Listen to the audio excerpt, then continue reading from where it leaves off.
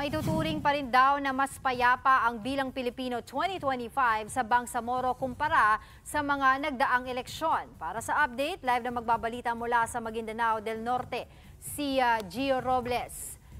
Gio, kumusta na ang bilangan dyan sa Maguindanao?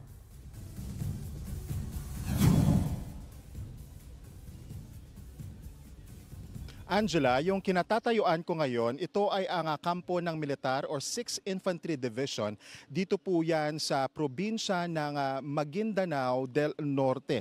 Angela, isang bayan na lang sa 20 munisipyo sa probinsya ng Maguindanao del Sur ang hindi pa nakapag-transmit ng election returns o resulta ng eleksyon ayon sa Provincial Board of Canvassers.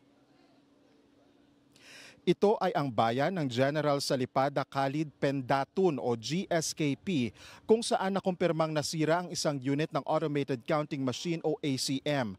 Ayon kay Attorney Alan Cadon, ang chairperson ng Provincial Board of Canvassers ng Maguindanao del Sur, kailangang mag-reconfigure ng contingency ACM para ulitin ang proseso ng pag-feed ng mga balota.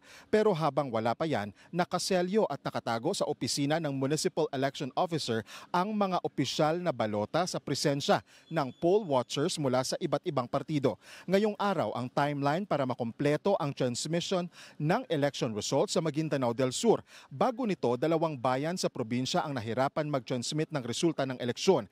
Ang bayan ng Ampatuan at Sultan sa Barongis, kung saan mahina ang signal pero naresolba rin ngayong umaga. Lahat ng probinsya sa Bangsamoro ang nakapagtala ng election-related violence bago at sa araw mismo ng halalan kahapon. Bagaman wala pang saktong bilang o datos ang COMELEC Regional Office ng BARM, karamihan daw sa mga naitala ay may kaugnayan sa harassment, pagpaputok ng baril at maging mga suntukan. Sa kabila nito, maituturing daw na mapayapa ang halalan sa BARM kumpara nitong mga nakalipas na eleksyon. Angela, para naman sa partial at unofficial tally ng mga boto dito sa Maguindanao del Sur para sa congressman nangunguna si Esmael Mangudadatu na may 162,220 votes at pumangalawa si Tong Paglas na may 150,275 votes. Para naman sa gobernador dito sa Maguindanao del Sur, nangunguna